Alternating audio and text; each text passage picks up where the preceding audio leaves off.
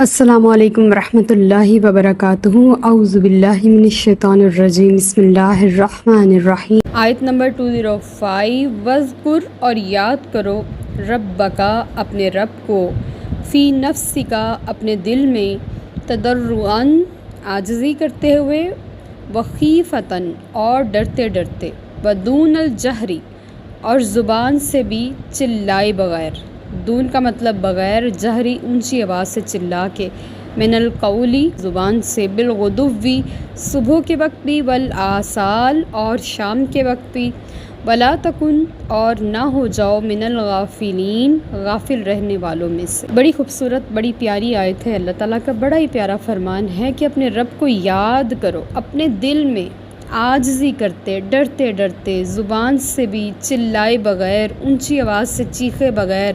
صبح کے وقت، شام کے وقت، اور میری یاد سے غافل نہ ہو جانا۔ یعنی کہ ہمارا رب ہم سے کتنا پیار کرتا ہے نا، کتنے پیارے انداز سے میں کہہ رہا ہے مجھے بھول نہ جانا۔ کتنا حسین ہے وہ رب، کیا وہ ہمیں بھولنے دے سکتا ہے ایک لمحے کے لیے بھی؟ ہم اسے بھول سکتے ہیں؟ ہر جگہ تو وہ ہمیں دکھتا ہے، ہر پاسوں سونیا دسدا تو، ہر طرف سے تو وہ نظر آ رہا ہوتا ہے، تو ہم اسے کیسے بھول سکتے ہیں؟ یہاں پہ ذکر کی کچھ صورتیں ہیں۔ یہ دل کے آئینے کو دھوتا ہے، یہ غفلت کا غبار صاف کرتا ہے، یہ روح کی نافرمانیوں کے داغ دھوتا ہے۔ اگر انسان اپنی زندگی کے صبح و شام ذکر میں ڈال دینا تو وہ ذکر اس کے پورے وجود پہ اپنا اثر دکھائے گا۔ اور ذکر کے لیے شرائط ہیں، جن میں سے سب سے پہلی شرط یہ ہے کہ ذکر کرتے وقت انسان عاجزی اور انکساری کا مجسمہ بنا ہو، غرور اور تکبر اور غفلت اور کاہلی سے دور ہو۔ دوسرا یہ ہے کہ اسے اس بات کا ہر وقت شدید احساس ہو کہ اس کے اعمال اور اس کا ذکر اس رب کل جہاں کی شان کے لائق نہیں۔ اور تیسرا یہ کہ ذکر کبھی گلا پھاڑ کے نہ کرے جس میں بے ادبی ہو، بلکہ درمیانی آواز سے ذکر کیا جائے جس میں ادب بھی ہو اور سنجیدگی بھی ہو۔ ایک رات نبی کریم صلی اللہ علیہ وآلہ وسلم حضرت صدیق اکبر رضی اللہ تعالیٰ عنہ کے گھر کے باہر سے گزرے تو دیکھا کہ وہ چپکے ذکر میں مشغول ہیں، اور چلتے ہوئے حضرت عمر فاروق رضی اللہ تعالیٰ عنہ کے گھر کے پاس سے گزرے تو دیکھا کہ آپ بلند آواز سے اللہ کا ذکر کر رہے ہیں۔ صبح ہوئی تو آپ نے دونوں کو بلایا اور حضرت ابوبکر صدیق رضی اللہ تعالیٰ عنہ کو ہدایت فرمائی کہ تھوڑا سا بلند آواز سے ذکر کیا کریں، اور حضرت عمر فاروق رضی اللہ تعالیٰ عنہ کو فرمایا کہ ذرا سا آہستہ ذکر کیا کریں۔ دیکھیں کہ دونوں کی تطبیق ہو گئی، نہ تو اتنا آہستہ آواز سے کرنا ہے کہ آپ کے اپنے کان ہی نہ سنیں، اور نہ اتنا بلند آواز سے کرنا ہے کہ سب لوگ متاثر ہو رہے ہوں۔ لیکن اگر ریاکاری کا اندیشہ ہو، یا نمازی نماز پڑھ رہے ہوں، یا کوئی آرام کر رہا ہو اور اونچی آواز سے ہمارے ذکر سے ان کو تکلیف پہنچ سکتی ہے، تو پھر ہمیں خاموشی کے ساتھ ذکر کرنا چاہیے۔ لیکن اگر ایسی کوئی صورت نہیں ہے اور ہم آزاد ہیں ذکر کرنے میں، اور ہمیں کوئی بھی ریسٹرکشنز نہیں ہیں، تو ہم بلند آواز سے اس طرح اللہ کا ذکر کریں کہ بے ادبی کا اور گلا پھاڑ کے چلا کے نہ ہو، بلکہ ریزنیبل طریقے سے سنجیدگی کے ساتھ مناسب بلند آواز میں اللہ تعالیٰ کا ذکر کیا جائے۔ تو ذکر سے انسان کے جو دل کے داغ ہیں وہ دھلتے ہیں، دلوں کا زنگ اترتا ہے، جیسے حدیث مبارکہ کے مطابق دلوں کو زنگ لگ جاتا ہے، اور حضور نے فرمایا کہ اللہ کا ذکر دلوں کا زنگ دھو دیتا ہے۔ تو ذکر کی بہت ساری فضیلتیں ہیں، اور سب سے بڑھ کر یہ کہ اللہ کا قرب ملتا ہے۔ جب بندہ ایک بار بلند آواز سے اللہ کہتا ہے نا، تو اس کے دل کو تو ٹھنڈک پہنچتی ہے۔ جب مٹھاس سے وہ اللہ کا نام لیتا ہے، اللہ کہتا ہے، الا اللہ کہتا ہے، دل کی گہرائیوں سے وہ اپنے رب کو پکارتا ہے، لا الہ الا اللہ کہتا ہے، تو وہ ساتوں آسمان پہ عرش اولا پہ جو رب ہے نا ہمارا، وہ فوراً سے پہلے اپنے بندے سے پوچھتا ہے، لبیک یا عبدی، اے میرے بندے میں حاضر ہوں، بتا تجھے کس چیز نے مجھے پکارنے پر مجبور کیا؟ اور وہ بندہ کہتا ہے اللہ اللہ، اور وہ بار بار صدا دیتا ہے، لبیک لبیک لبیک یا عبدی۔ یہ کتنا پیارا مکالمہ ہے اللہ اور بندے کے درمیان۔ بے شک وہ کچھ نہ مانگے، وہ صرف اس کی حمد و ثنا کرے، وہ صرف اس کے نام کی مالا جپے، تو یہ اللہ کی قربت کا کتنا حسین نظارہ ہے، اور یہ فرشتے جانتے ہیں جو اس نظارے کو دیکھ رہے ہوتے ہیں۔ اور نبی کریم صلی اللہ علیہ وسلم کی حدیث مبارکہ دلالت کرتی ہے اس کے اوپر کہ جب تم جنت کے باغوں میں چلو تو خوب چلو، یعنی کہ جب تم ذکر کی کیاریوں میں چلو تو خوب چلو۔ اللہ کے نام کا ذکر، اللہ کی صفات کا ذکر، یہ اللہ کو بڑا پسند ہے، اور وہ اس ذاکر سے راضی ہوتا ہے، اور وہ بار بار قرآن پاک میں کہتا ہے وَاذْكُر رَبَّكَ إِذَا نَسِيتَ وَاذْكُر رَبَّكَ فِي نَفْسِكَ، جب بھی کچھ بھول جاؤ تو مجھے یاد کر لو،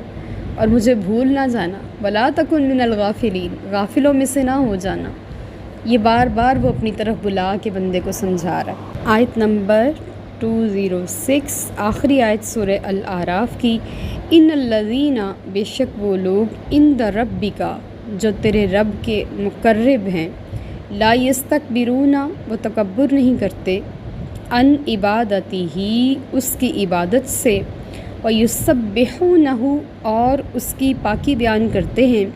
وَلَهُ یسجدون، اور اسی کو سجدہ کرتے ہیں۔ یہ پہلی آیت سجدہ ہے جو پارہ نمبر 9 سورہ اعراف کے اختتام پر ہمیں ملی ہے، اور اس آیت کو سن کر بھی آپ سب پر، جو بھی سنتے ہیں ان کے اوپر اور جو پڑھتے ہیں ان کے اوپر بھی سجدہ تلاوت واجب ہو جاتا ہے۔ اور سجدہ تلاوت کا طریقہ بہت سو کو نہیں پتہ، بہت آسان ہے کہ ہم اتحیات کی طرح بیٹھیں گے اور زبان سے ایک بار نیت کریں گے سجدہ تلاوت قرآن مجید، اور سجدے میں چلے جائیں گے، 3 بار تسبیح پڑھیں گے سبحان ربی الاعلیٰ، اور بس پھر اٹھ جائیں گے اور ہمارا سجدہ ہو گیا۔ نہ اس کے لیے اللہ اکبر کہنی ہے، نہ اس کے لیے سلام پھیرنا ہے، نہ اس کے لیے اتحیات، کچھ بھی نہیں ہے، سمپل ایک سجدہ تلاوت ہے، اور بس۔ یہ جو مقربین ہیں یہ اللہ کے ملائکہ ہیں، یہ الذین، یہ ملائکہ کے لیے اللہ پاک نے اپنے فرشتوں کے لیے خطاب فرمایا ہے۔ اس سورہ کا اختتام اللہ پاک نے فرشتوں کے ذکر خیر سے کیا ہے، اور بتایا ہے کہ وہ کیا ہیں۔ وہ نورانی مخلوق ہیں، پاک ہیں، ہر وقت اپنے رب کی بارگاہ میں ان کا سر تسلیم خم رہتا ہے، ان کی زبانیں اپنے رب کی حمد و ثنا اور تسبیح اور تمجید سے لبریز رہتی ہیں، ان کے دل اللہ کی یاد میں محو رہتے ہیں، ان کی پیشانیاں اس کی بارگاہ میں سجدے میں رہتی۔ بہت سارے فرشتے ایسے ہیں جو ہر وقت قیام میں رہتے ہیں،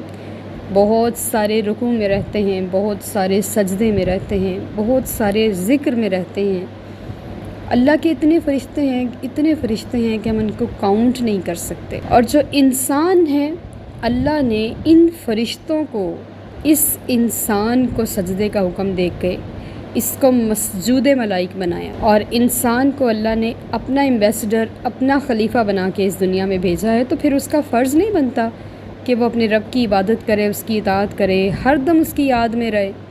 اس کے ذکر، اس کی محبت اور اس کی سرشاری میں رہے۔ یہ آیت سجدہ ہے، اور ہم اس طرح کی 14 آیات پڑھیں گے۔ یہ 14 آیات جو ہیں یہ نہ صرف ہمارے قرآن میں ہیں بلکہ توریت میں بھی ہیں، زبور میں بھی ہیں، انجیل میں بھی 14 سجدے اللہ پاک نے اسی انداز سے رکھے، اور یہ اللہ کا ہم پر احسان ہے کہ اس نے ہمیں بھی 14 سجدے عطا فرمائے ہیں۔ اور یہ جو فرشتے ہیں یہ اپنے رب کی کبھی بھی کوتاہی نہیں کرتے کسی معاملے میں، جو وہ انہیں حکم دیتا ہے وہ کرتے ہیں، لیکن بندے کوتاہیوں میں ماسٹر ہیں، اور کوتاہیاں تو چھوٹی چیز ہوتی ہیں، خطاب اس سے بڑی، اور اس سے بڑی جو گناہ ہے، اور اس سے بڑے جو جان بوجھ کے، اور جانے انجانے والے تو الگ ہیں، جو جان بوجھ کے کیے جانے والے ہیں، جو ظلم ہیں، وہ بھی یہی بندے کرتے ہیں۔ تو ہمیں فرشتوں کا تذکرہ کرنے کا مقصد یہ تھا کہ اپنے رتبے کو پہچان کے کم از کم ان سے عبادت ہی سیکھ لی جائے کہ ہم مسجود ملائک ہیں، ہمارے پاس ان سے بڑا رتبہ ہے، لیکن وہ ہم سے زیادہ اپنے رب کی عبادت گزار ہیں۔ اس سورہ کے اختتام پر دعا کرتے ہیں کہ اللہ پاک ہم سب کی طرف سے پڑھنا، سننا، پڑھانا اپنے دربار میں قبول فرمائے، ساری غلطیاں، کوتاہیاں، کمیاں، بیشیاں معاف فرمائے، اور آئندہ ہماری منازل جو سورہ الناس تک کی ہے